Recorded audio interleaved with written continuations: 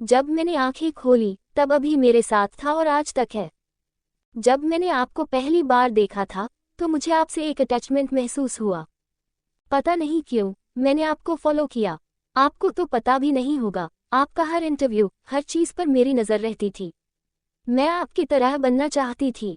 मैंने वो हर मुमकिन कोशिश की जिससे मैं आपकी तरह बन पाऊं। इस बारे में अभी को भी नहीं पता। फिर कोरिया में मेरी आपसे मुलाकात हुई और आपने मुझे अपनी बेटी माना। मैं बहुत खुश थी। मैं माया, जिसने जो चाहा उसे पाया हर हालत में। एक आप ही थे जो मुझसे दूर थे। मैं आपकी छाव में रहना चाहती थी, एक पिता का प्यार चाहती थी। फिर हल्का सा हंसकर आगे कहती है, और देखो हमारी किस्मत, उसने मुझे आपकी बेटी ही बना दिया। और आप भी तो चाहते थे आपकी बेटी मेरी जैसी हो।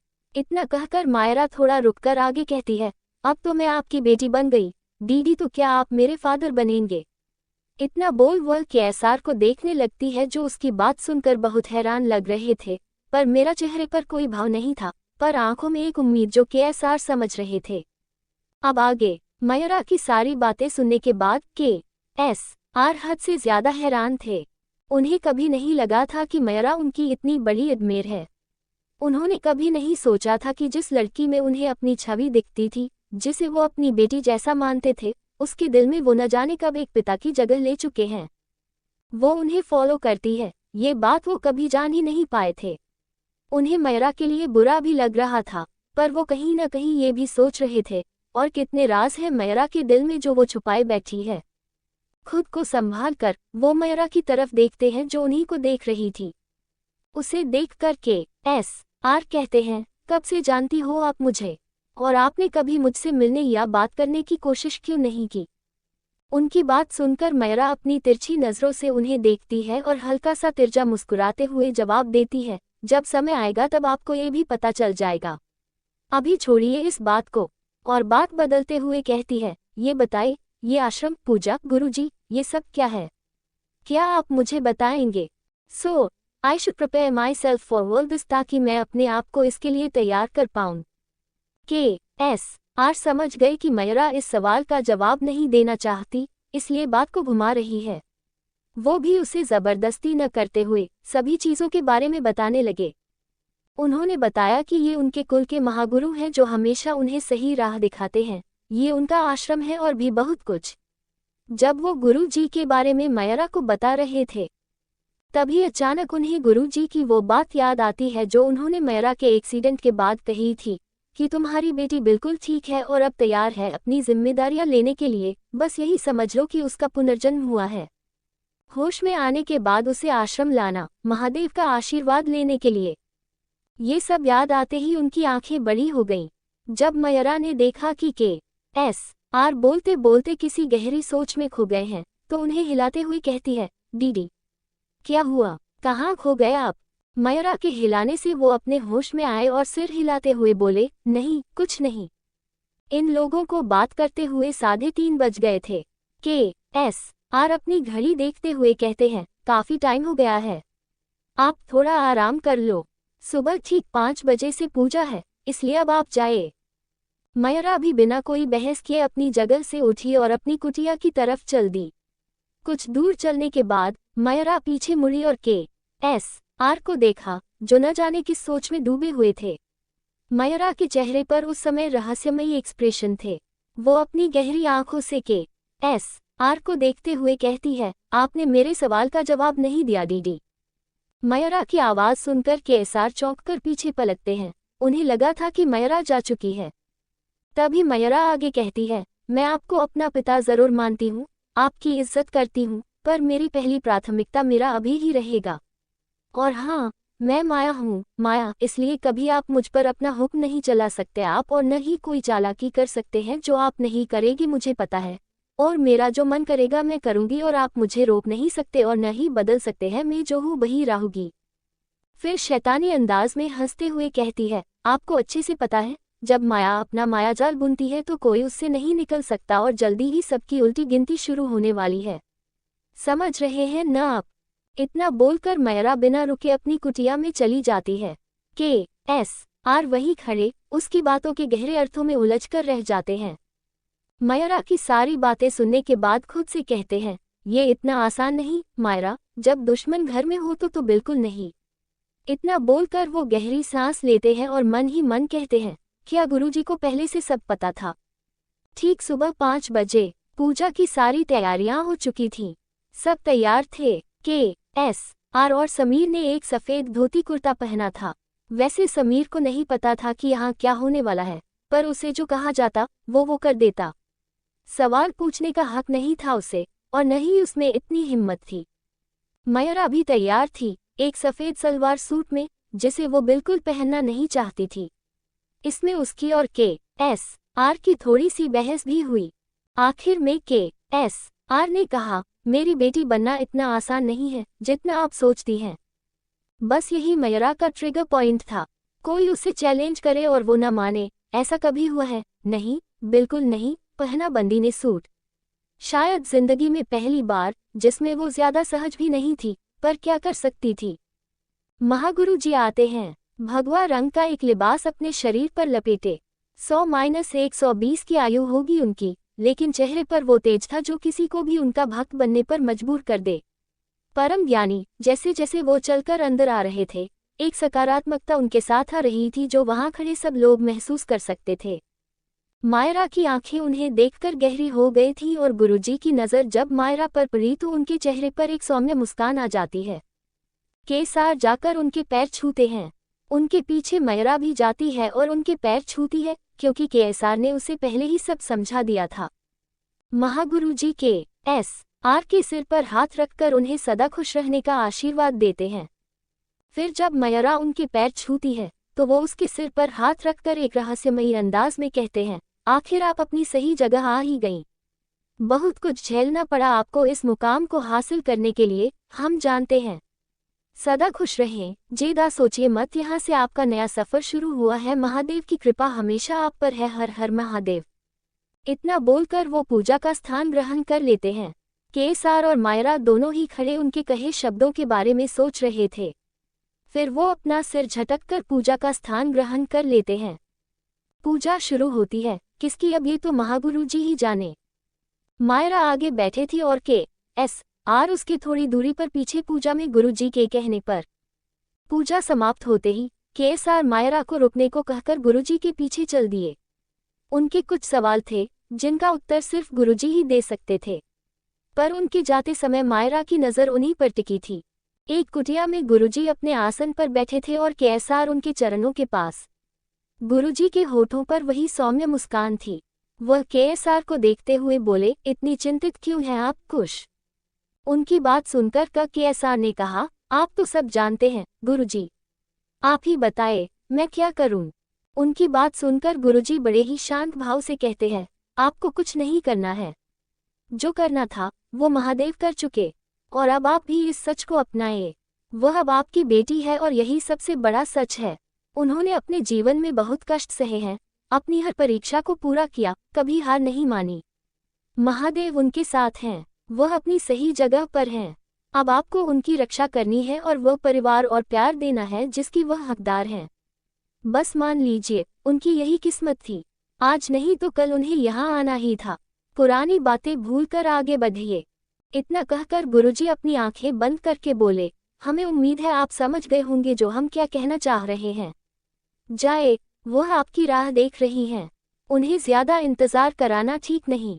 इतना कहते हुए उनके होठों के कोने मुड़ जाते हैं और वह KSR के सिर पर हाथ रखकर उन्हें जाने का इशारा करते हैं। उनकी सारी बातें सुनकर KSR उनके चरण स्पर्श कर बाहर की ओर चल दिए। अब उनके चेहरे पर कोई निराशा या दुख के भाव नहीं थे। उसकी जगह वापस उसी तेज और ठंडे ऑरा ने ले ली थी, जैसे अब वह उस सच को मान चुके थे जिससे वह भागना चाहते थे। अब उनका मन शांत था। KSR मायरा के पास जाते हैं, जो आश्रम की सुंदरता को निहार रही थी। उन्हें आता देख मायरा पूछती है, हो गई आपकी बात? ले लिया आपने ज्ञान? तो चले यहाँ से। उसकी बात सुनकर KSR उसे घूर कर देखते हैं और कहते हैं, हम चलो। मायरा देख सकती थी KSR की आंखों में अब वो पहले वाली बेचैनी नहीं थी, बल्कि एक अजीब सी शांति थी। उसने कुछ और कहने की सोची, पर KSR ने एक गहरी सांस ली और मायरा का हाथ पकड़कर उसे अपने साथ चलने का इशारा किया। वे सब आश्रम से निकलकर उसी पहाड़ी के नीचे जाते हैं। जब वे नीचे जा रहे थे, केएसआर ने मायरा से पूछा, आपको कोई दिक्कत तो नहीं हो रही है न चलने में? उनकी बात सुनकर मायरा अपनी भौहें चढ़ाते हुए उन्हें देखती है और फिर कहती है, इतनी फिक्र क्या बात है? कहीं अपनी बेटी बनाने का तो नहीं सोच रहे आप? आप मेरी ही बेटी हैं। इसमें सोचने और समझने जैसा कुछ नहीं है। और हम अब घर जा रहे हैं। ये कहते हुए केएसआर के चेहरे पर कोई भाव नहीं था और वह आगे देखते हुए चल रहे थे, पर उनकी आवाज में एक अपनापन और एक्सेप्टेंस थी। उनकी बात सुनकर मायरा की आंखों में एक चमक आ जाती है और वह उन्हें देखती हुई कहती है, घर जा रहे? फिर थोड़ा रुककर आगे कहती है, वो भी इसे? मायरा खुद को ऊपर से नीचे देखती हुई कहती है, उसने अभी भी सलवार सूट पहना हुआ था जो उसे पसंद नहीं था। That don't suits her personality bro. उसकी बात सुनकर केएसआर उसे देखते हुए कहते हैं, घर जाने से पहले मॉल चलेंगे। अब ठीक है। फिर ठीक है, मायरा बोलती है और इसी बातचीत में वे लोग गाड़ी तक पहुंच जाते हैं। गाड़ी में बैठते ही गाड़ी वहां से निकल जाती है। केएसआर ने अपनी मां को फोन करके बता दिया था कि वह मायरा को लेकर आ रहे हैं। घर पर मायरा की दादी उसके आने की तैयारी करने लगी थी। 3 घंटे की ड्राइव के बाद सुबह के 10 बजे गाड़ी रुकती है शहर के सबसे बड़े मॉल के सामने। दोनों लोग अंदर जाते हैं और कुछ ही देर में शॉपिंग करके वापस गाड़ी के सामने खड़े थे। पर मायरा को गाड़ी में ना बैठता देख केएसआर उससे पूछते हैं, क्या हुआ, आप बैठ क्यों नहीं रही है? उनकी बात सुन मायरा जो गाड़ी को देख रही थी उसके दिमाग में कुछ तो चल रहा था जो सबके होश उठाने के लिए काफी था। वो केएसआर की तरफ देखते हुए कहती है, मुझे इस गाड़ी में नहीं जाना। I want your limited edition Bugatti जो आपने स्पेशली कस्टम कराई थी लास्ट ईयर। इतना कहते हुए मायरा के होठों पर वही पुरानी सातिर मुस्कान आ जाती है। मायरा की बात सुन समीर की आंखें बड़ी हो जाती ही। जिस कार की मायरा बात कर रही थी वो पूरी दुनिया सिर्फ एक ही पीस था जो केएसआर के पास था, तो समझ तो उसकी कीमत कितनी होगी। उस कार को देखने के लिए लोग तरसते हैं। मायरा तो उसे चलाने के लिए मांग रही थी। अभी तक फैमिली में भी किसी ने उस कार छुआ भी नहीं था। समीर को लगता कि केएसआर शायद मायरा मना कर देगी, पर केएसआर अपने पॉकेट से फोन निकाल किसी को कुछ एमएसजी करते ही 10 मिनट्स के अंदर ही वो गाड़ी मायरा के सामने थी। चमचमाती ब्लैक बुगटी गाड़ी को देखते ही वो मुस्कुराने लगी है और गाड़ी पर हाथ फेरते हुए उसमें बैठ जाती है और केएसआर को बैठने का इशारा करती। केएसआर गाड़ी में बैठते और उनके बैठते हैं गाड़ी हवा की स्पीड के साथ बाहर से धूल उड़ाती हुई निकल जाती है। बेचारे समीर को तो मायरा को देख यकीन ही नहीं हो रहा था कि यह वही मायरा है जो एक भोली भाली, सीधी सादी और प्यारी सी लड़की थी। और फीमेल और मेल। राठौर विला की ओर गाड़ियों का एक काफिला तेजी से बढ़ रहा था। विला के अंदर मायरा की दादी बेसब्री से उसका इंतजार कर रही थी। कभी इधर जाती तो कभी उधर। उनकी बेचैनी इतनी बढ़ गई कि आखिरकार वो खुद गेट पर जाकर खड़ी हो गईं। घर में किसी को भी अंदाजा नहीं था कि कौन आने वाला है। जब उन्होंने दादी से पूछा तो उनकी बात को मानो हवा में उड़ा दिया गया। उनके पीछे पीछे घर के बाकी लोग भी उत्सुकता से गेट पर आ खड़े हो गए। तभी अचानक सबके कानों में एक तेज गूंजती हुई दहाड़ पड़ी। सबकी नजरें एक ही दिशा में घूम गईं, जहां धूल का गुब्बार उड़ाती हुई गाड़ियों की एक कतार आ रही थी। सामने 4 सफेद रोल्स रॉयस थीं, उनके पीछे एक चमकदार बुगाटी और फिर उसके पीछे 4 और रोल्स रॉयस। ये दहाड़ बुगाटी के इंजन की थी। गाड़ियां एक एक करके विला के विशाल गेट के सामने आकर रुक गईं। 4 रोल्स रॉयस बुगाटी के आगे और बाकी 4 उसके पीछे एकदम सटीक और सीधी लाइन में खड़ी हो गईं। बीच में खड़ी बुगाटी अपनी भव्यता के साथ बाकी गाड़ियों के बीच किसी रानी की तरह लग रही थी। बुगाटी को छोड़कर जितनी भी कारें थीं उनमें प्रोटेक्शन के लिए हाईली ट्रेनेड गार्ड थे, जो गाड़ियों के रुकते ही तेजी से बाहर निकलकर चारों तरफ फैल जाते हैं। उनके साथ समीर भी था। सबने ब्लैक यूनिफॉर्म पहनी थी और उनके हाथों में बड़ी बड़ी राइफलें थीं। देखने से वे सब बेहद खतरनाक लग रहे थे। समीर ने नीला बिजनेस सूट पहना था। No mouth face. सारे घरवाले उन्हें देखते ही एक कदम पीछे हट गए। सब लोग बहुत हैरान थे। किसी को कुछ समझ नहीं आ रहा था कि कौन आया है। उन्हें ये तो पता था कि यह बुगाटी केएसआर की है, पर केएसआर कभी ऐसे तो नहीं आते। फिर उनके साथ कौन है? सबके दिमाग में यही सवाल चल रहा था। तभी बुगाटी का दूसरी तरफ का गेट खुलता है और केएसआर अपना कोट हाथ में लिए उससे बाहर आते हैं। सब लोग केएसआर को ही देख रहे थे। पता नहीं पर आज उन्हें केएसआर पहले से भी ज्यादा कोल्ड और पावरफुल लग रहे थे। वैसे तो उनकी पर्सनैलिटी ही डैशिंग थी। उन्होंने एक ऑफ वाइट पैंट, उसके साथ हल्की ब्राउन शर्ट और उसी रंग का कोट पहना हुआ था और काले चश्मे लगाए हुए थे, जिसमें वे और भी ज्यादा यंग और स्मार्ट लग रहे थे। वह चलते हुए बुगाटी के आगे के दरवाजे की तरफ आते हैं और उस पर नॉक है। धीरे धीरे बुगाटी का दूसरा दरवाजा ऊपर की तरफ उठता है और उसमें से एक सफेद महंगे स्नीकर पहने हुए एक गोरा पैर बाहर आता है, फिर दूसरा। फिर मायरा उसमें से अपना कोट ठीक करते हुए बाहर निकलती है। अभी केएसआर मायरा से कुछ कह रहे थे, इसलिए वह उसके सामने खड़े थे, तो घरवाले पहचान नहीं पाए कि कौन है। पर जैसे ही केएसआर मायरा के सामने से हटते हैं, तो एक एक करके सभी घरवालों की नज़र सामने जाती है और सामने मायरा को, वह भी ऐसे देखकर उनकी आंखें बड़ी बड़ी हो जाती हैं। मायरा ने एक सफ़ेद पैंट और ऑफ वाइट गीली टी शर्ट पहनी थी, जिससे उसका वजन भी ज्यादा पता नहीं चल रहा था। उसके ऊपर एक हल्के बेज रंग का कोट पहना था जो उसके गोरे बदन पर बहुत अच्छा लग रहा था। उसके बाल खुले थे और हाथ में एक हीरे का ब्रेसलेट था। वह बहुत ही नोवेल, खूबसूरत और एलिगेंट लग रही थी। सब घरवाले तो एक पल के लिए मायरा को पहचान ही नहीं पाए। मायरा अपने आंखों पर चश्मे को लगाते हुए एक हाथ से अपने बाल ठीक करती है और एक अनोखी शान के साथ आगे की तरफ जाती है, और केएसआर उसके पीछे थे। उनके पीछे समीर हाथों में बैग लिए आता ही, जिनमें सबके लिए प्रसाद था आश्रम का। सभी घरवाले अभी भी मायरा का ये रूप देखकर हैरान थे। मायरा चलती हुई अंदर आ रही थी, हवा में उसके बाल लहरा रहे थे। जैसे जैसे वो अंदर आ रही थी, सबकी दिल की धड़कनें एक पल के लिए बढ़ गईं। उन्हें एक अजीब सी ठंडक एहसास हुआ, जिससे उनके रोंगटे खड़े हो गए। मायरा आकर अपनी दादी के सामने स्थिर खड़ी हो गई। उसके चेहरे पर कोई एक्सप्रेशन नहीं थे। जानकी जी की आंखें मायरा को देखकर आंसुओं से छलक पड़ी, जिसे देख मायरा ने धीरे से अपना हाथ बढ़ाया और उन गर्म बूंदों को पोंछते ही और उन्हें देखते हुए शांत स्वर कहती है, क्या हुआ आपको? आप रो क्यों रही हैं? क्या आपको मेरा यहाँ आना अच्छा नहीं लगा? मायरा अपनी बात पूरी भी नहीं कर पाई थी कि जानकी जी ने उसे अपनी बाहों में भर लिया। वो आंसू जो अभी तक आंखों में सिमटे हुए थे, अब बह निकले और उनके गालों पर आ गए। मायरा भी उन्हें वापस गले लगा लेती है। कुछ पल बाद जानकी जी मायरा से थोड़ा दूर होती है। उन्होंने अपने कांपते हाथों से मायरा का छोटा सा चेहरा थामा और उसके माथे पर एक गहरा, स्नेह भरा चुंबन दिया। अपनी आंखों में बेपनाह प्यार लिए उन्होंने मायरा से पूछा, कैसी है मेरी एंजल? उद्धरण चिन्ह। जानकी जी की सीटी सी बात सुनकर मायरा के होठों पर एक मुस्कान फैल गई। वह थोड़ा पीछे हटते हुए अपने हाथों को स्टाइल से फैलाते हुए बड़े ही शरारती अंदाज में बोली, आप खुद देख लो, एकदम फिट एंड फाइन। फिर उसकी निगाहें दादी के चेहरे पर जाती है, जिन पर आंसुओं के निशान थे। वो अपनी आवाज में एक नकली चिंता भरते हुए कहती, पर आप मुझे ठीक नहीं लग रही हैं, ब्यूटीफुल लेडी। क्या आपको किसी ने बताया नहीं कि रोने से लोग जल्दी बूढ़े हो जाते हैं? और अगर आप बूढ़ी हो गई तो आपके पतिदेव की तो रातों की नींद ही उड़ जाएगी। Winking face, winking face. वही मायरा की बात सुन और अंदाज को देख जानकी जी के होठों पर एक प्यारी सी मुस्कान आ गई और उनके गाल हल्के से लाल हो गए। उन्होंने प्यार से मायरा के कंधे पर हल्का सा मारा और नज़ाकत से बोली, हद बदमाश। उनके मारने पर मायरा ने जानबूझकर थोड़ा पीछे हटते हुए कहा, आउच, मैंने गलत क्या कहा? जब लोग बूढ़े हो जाते हैं तो बीमार रहने लगते हैं, और जब आप बीमार हो जाएंगी तो आपके पतिदेव ही आपकी देखभाल करेंगे।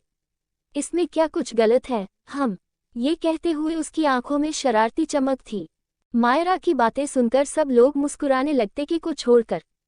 कुछ लोग मायरा को देखकर बहुत खुश थे और कुछ ने अपने मुंह बिगाड़ रखे थे। कुछ लोग जिनकी आंखों में मायरा के प्रति अपनी नफरत छुप नहीं पा रही थी, उन्हें तो यकीन ही नहीं हो रहा था कि मायरा यहाँ सही सलामत है। उनके हाथों की मुट्ठियां कसी हुई थीं। जानकी जी ने एक लेडी को बुलाकर आरती की थाल मंगवाती, जो उन्होंने पहले से ही तैयार रखी थी। वह मायरा की आरती उतारती है, उसके माथे पर तिलक लगाती है। मायरा अपना चश्मा उतार कर झुककर उनके पैर छूती है, फिर अपना सिर उठाती है तो उसकी नज़र दादी के पीछे खड़े बाकी के लोगों पर जाती है, जो मायरा को ही देख रहे थे। उन्हें देखते ही मायरा की आंखें सख्त हो जाती हैं। तभी मायरा की आंखें एक चेहरे पर आकर ठहर गईं। माही सिंह राठौर मायरा की मोम। उन्हें देखते ही मायरा को अपने दिल में कुछ इमोशन फील हुए। वह उन्हें सिर से पांव तक देखती है। गुलाबी और सफ़ेद फूलों वाली साड़ी में वह बेहद खूबसूरत और एलिगेंट लग रही थी। उन्हें देखते ही मायरा के होठों पर एक शरारती, तिरछी मुस्कान आ गई। वो सबको बड़े ही बुरी तरह नज़रअंदाज कर और अपना रुख केएसआर की तरफ मोड़ लेती है और उनके कान में हल्का सा फुसफुसा कर बोलती है, वैसे मानना पड़ेगा दीदी आपकी पसंद को बहुत ही एलिगेंट एंड ब्यूटीफुल हैं। तभी मैं सोचूं, इतना क्रूर आदमी इतनी आसानी पिघल कैसे गया। पर अब मुझे मेरा जवाब मिल गया है, जो बहुत ज़्यादा हॉट है। इतना कहकर मायरा ने आगे देखा, जहां दादी उसका हाथ पकड़कर उसे अंदर की तरफ ले जा रही थी। मायरा पीछे मुड़कर केएसआर को आंख मारती हुई उनके साथ अंदर चली जाती है। केएसआर के तो कान लाल हो गए थे। मायरा की बात सुन पागल लड़की खुद में बड़बड़ाते उन्होंने इधर उधर देखा कि कहीं किसी ने सुन तो नहीं लिया और जल्दी से अंदर की तरफ चले गए। वहीं उनके पीछे खड़ा समीर, जिसने सब कुछ साफ साफ सुना था, बेचारा सदमे में चला गया।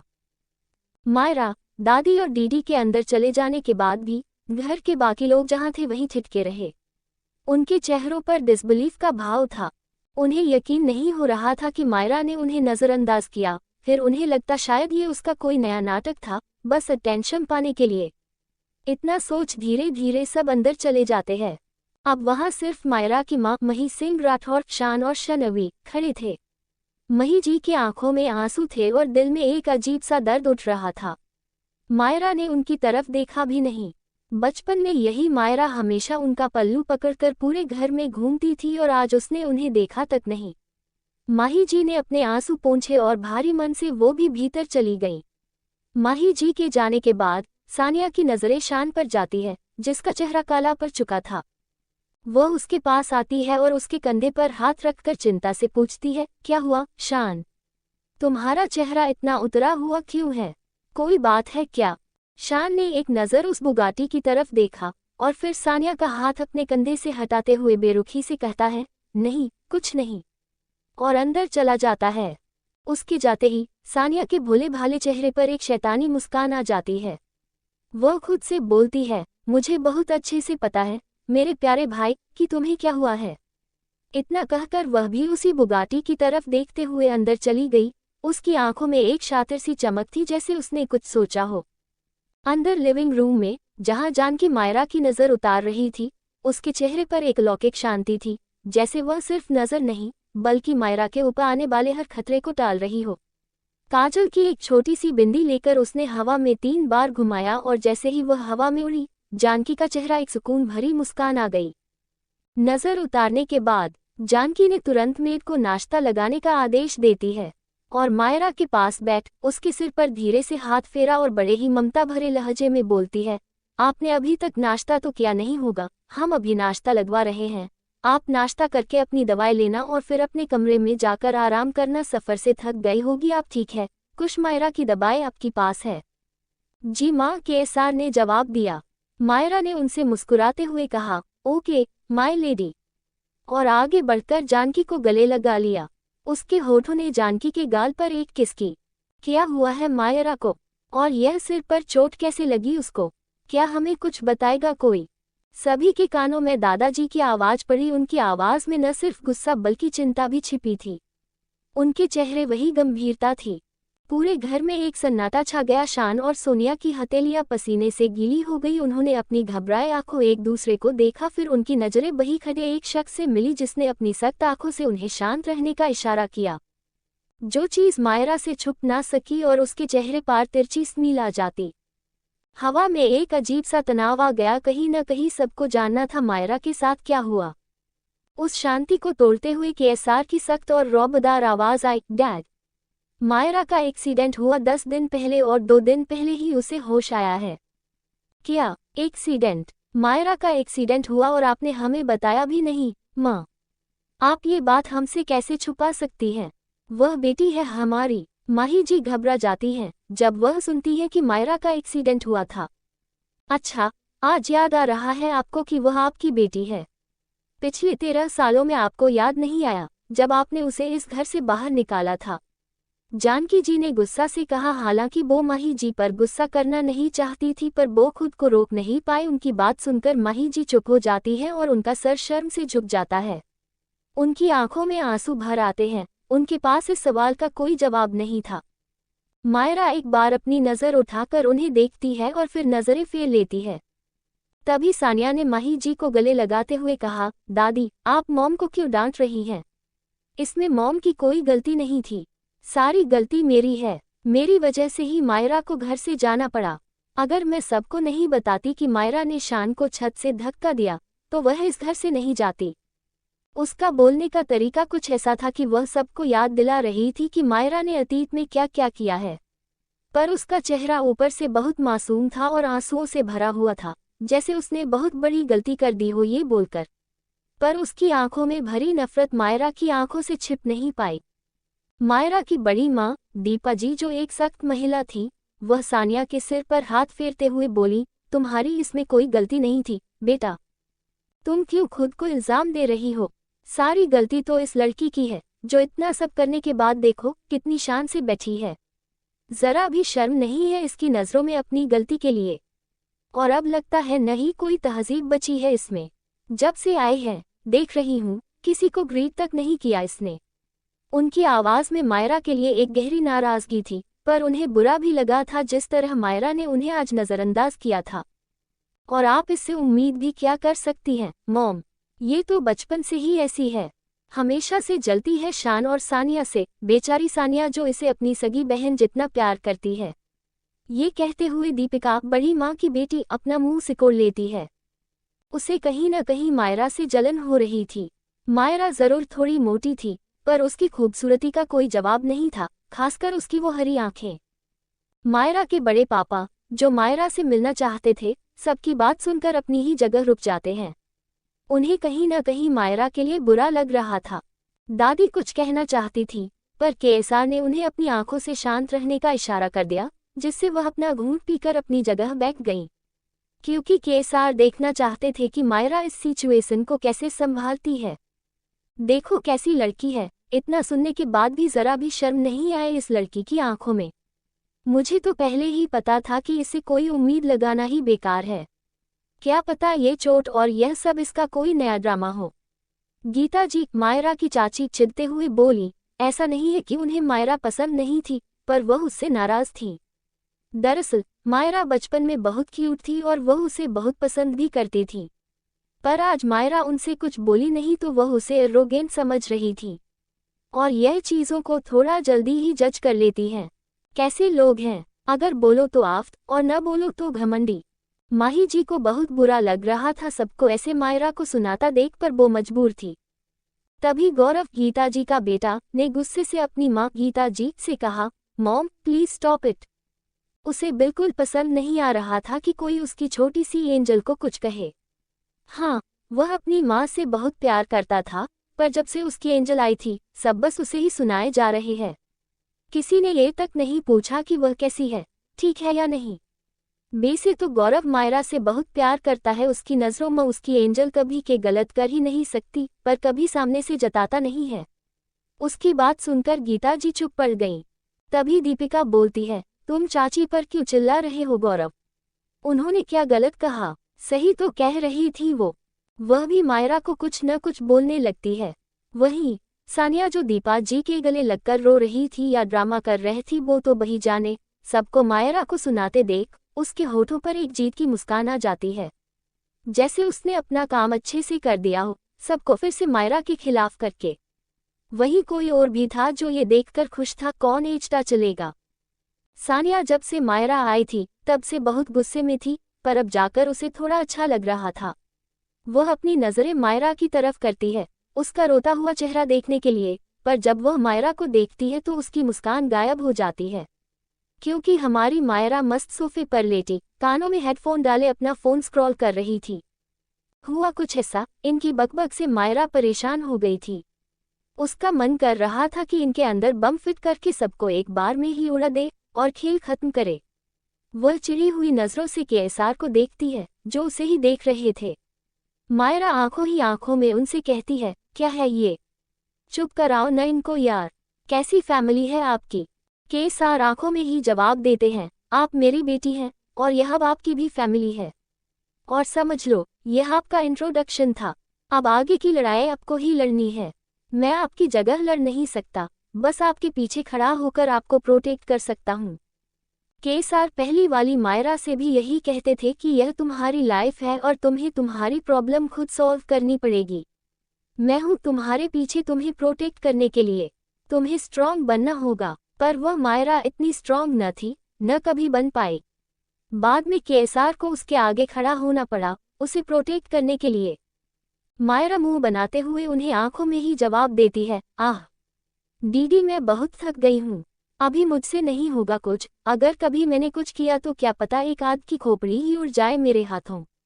इतना इशारा कर मायरा अपना कोट उतारकर मस्त सोफे पर लेटकर हेडफोन लगाकर फोन स्क्रॉल करने लगती है और केएसआर अपना सिर नक में हिला देते हैं। तभी दीपिका की नज़र सानिया पर पड़ती है जो शांत खड़ी एक ही तरफ देखे जा रही थी, तो वह भी उधर देखने लगती है जहां मायरा थी। एक एक करके सबका ध्यान मायरा की तरफ जाता है और सबके मुंह बंद हो जाते हैं। वे लोग कब से कुछ न कुछ मायरा को बोले जा रहे थे और यहाँ मायरा मस्त फोन चला रही थी, जैसे इन लोगों के बोलने से उसे कोई फर्क ही न पड़ रहा हो, जो कि सच था। सब लोग मायरा को इतना केयर फ्री देख औकात महसूस करने लाते हैं, वो सब कब से उसको सुना रहे हैं और पर उसने तो शायद कुछ सुना ही नहीं। सानिया ने तो अपनी मुठियां भींच ली, मायरा ने बिना कुछ किए ही उसे शर्मिंदा कर दिया था। तभी सभी को मायरा की आवाज़ आती है जो अपने हेडफोन हटाते हुए कह रही थी, हो गया क्या खत्म सबका। फिर दादी को देखते हुए कहती है, ब्यूटीफुल लेडी मुझे बहुत भूख लगी है, खाना लगा या नहीं अभी तक, या मुझे भूखा ही रहना पड़ेगा। इतना कहकर वह छोटा सा मुंह बना लेती है। दादी उसकी बात सुनकर अपनी जगह से उठी और डाइनिंग एरिया में जाते हुए बोलती, अरे मैं तो भूल ही गई थी, आपने सुबह से कुछ खाया नहीं है और इन लोगों के चक्कर में। मायरा भी उनके पीछे पीछे जाते हुए कहती है, कोई बात नहीं ब्यूटीफुल लेडी, इसमें आपकी कोई गलती नहीं है, सारी गलती आपके बेटे की है जो मुझे बचपन से घुमाए जा रहे थे।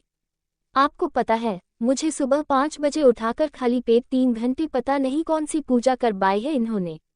वह मजाक करते हुए कहती है। उसकी बात सुनकर दादी कहती है, बेटा वह पूजा आपकी सलामती के लिए थी, पर हम ध्यान रखेंगे आगे से ऐसा ना हो। अच्छा अब बैठो और खाना खाओ, देखो मैंने सब आपका मनपसंदीदा बनाया है। इतना बोल वह मायरा को कुर्सी पर बिठा देती है और खुद उसके बगल में बैठकर खाना परोसने लगती है। वहीं मायरा के मुंह से पूजा सुनकर वहां मौजूद कुछ लोगों की आंखें गहरी हो गईं और चेहरे के हाव भाव बिगड़ गए, जिन्हें वह किसी के देखने से पहले ही नॉर्मल कर लेते हैं। बाकी सब भी अपनी असहजता छुपाते हुए डाइनिंग एरिया मेनू का बैठ जाते हैं। वहीं सानिया, जिसने जैसे तैसे सबकी अटेंशन अपने ऊपर की थी, वह सब बेकार हो गया, जिससे वह बहुत गुस्से में थी। अपना गुस्सा छुपाती हुई वह फिर से भोले भाले एक्सप्रेशन लिए डाइनिंग एरिया में आ जाती है। अब इतनी आसानी से तो हार नहीं मानेगी ना वो। डाइनिंग एरिया, पूरा परिवार डाइनिंग टेबल पर बैठा था, सबके चेहरे पर अलग अलग भाव थे। मायरा अपनी दादी और डैड के बीच में बैठी थी, सामने की तरफ सानिया, शान और माही जी बैठे थे।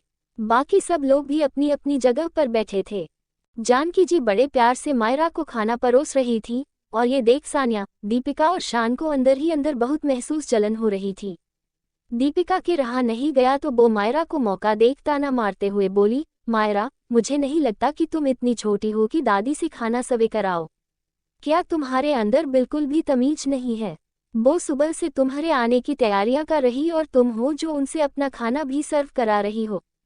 टानी क्या प्रॉब्लम है इस दीपिका की? दीपिका की बात सुनकर दादी ने उसे डांटते हुए तुरंत जवाब दिया, दीपिका क्या आप शांति से खाना नहीं खा सकती?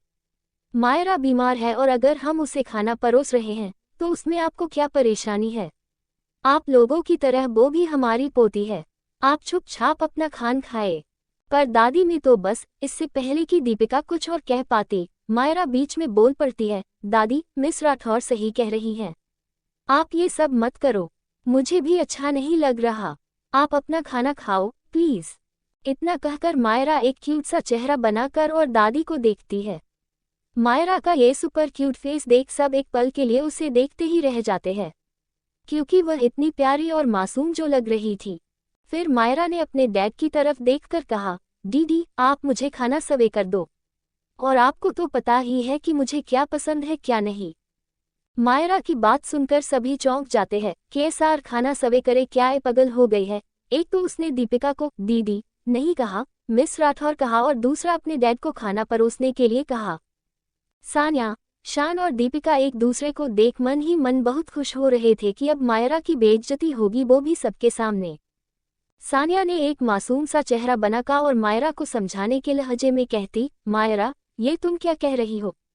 शायद तुम जानती नहीं हो कि डैड को ये सब पसंद नहीं है, और उन्हें तो वो लोग बिल्कुल पसंद नहीं जो अपना काम दूसरों से करवाते हैं। शायद तुम इतने सालों तक घर से दूर थी, इसलिए तुम्हें पता नहीं है। वो अपनी बातों से मायरा को ये याद दिला रही है, घर उसका नहीं है, सिर्फ वही इस घर की बेटी है। ओह, अच्छा ऐसा है, मायरा ने थोड़ा उदास होकर कहा। हाँ मिस राठौर, आपने सही कहा, मैं इतने साल घर से दूर थी। पर मायरा की आधी बात सुनकर सानिया मुस्कुराने लगी। तभी मायरा ने आगे कहा, पर मैं अपने डैड से दूर नहीं थी, तो आप अपना मुंह बंद ही रखें। और मैं अच्छे से जानती हूँ कि मेरे डैड को क्या पसंद है और क्या नहीं। पर यू आर राइट कि उन्हें वेले और निकम्मे लोग नहीं पसंद, जैसे कि तुम और तुम्हारा ये भाई है। ये कहकर मायरा अपनी गहरी हरी आंखों से सानिया की आंखों में देखा और थोड़ा आगे झुककर बड़े ही एटीट्यूड के साथ बोली, पर मेरे केस में ऐसा नहीं है। मैं जो चाहूँ वो कर सकती हूँ, और जैसे चाहूँ वैसे रह सकती हूँ। पता है क्यों? इतना बोलकर उसने अपनी बात में एक घमंड भर दिया। क्योंकि मैं कुश सिंह राठौर और मही सिंह राठौर की बेटी हूँ।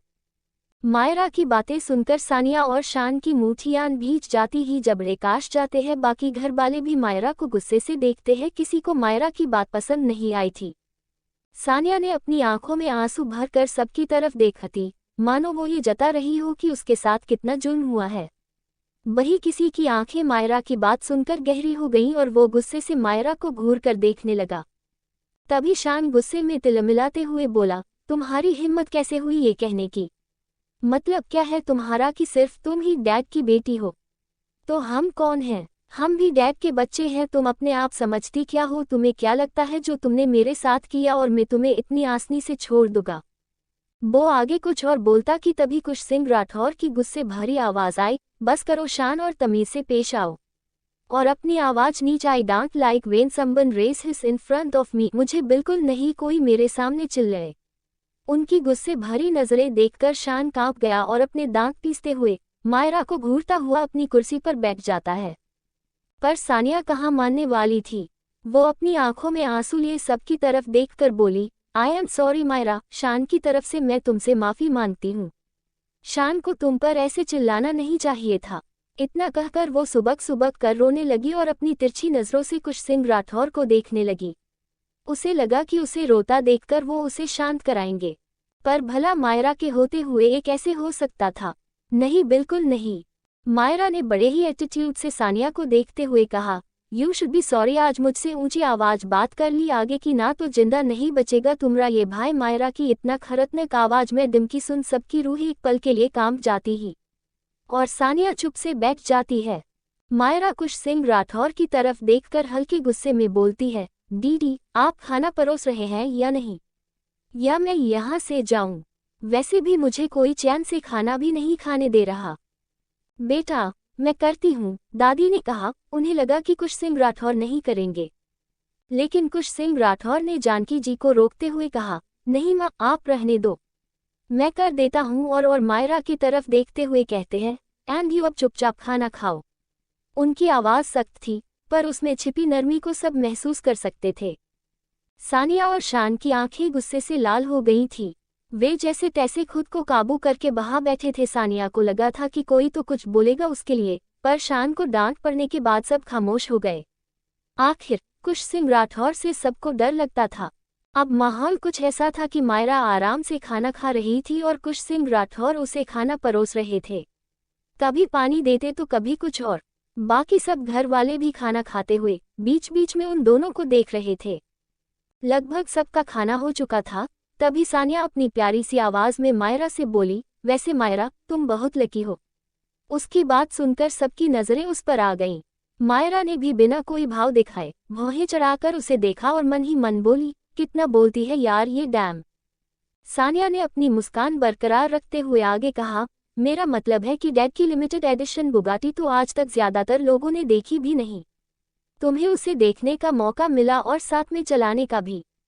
You are very lucky. एक बार शान डेड से उनकी कलेक्शन से एक कार मांगी थी तो उन्होंने शान को साफ मना कर दिया था। इतना कहकर उसने तिरछी नजरों से शान को देखा, जिसके जबड़े गुस्से से कसे हुए थे। सानिया की बातों में उसकी जलन साफ दिख रही थी। उसे मायरा से बहुत जलन हो रही थी।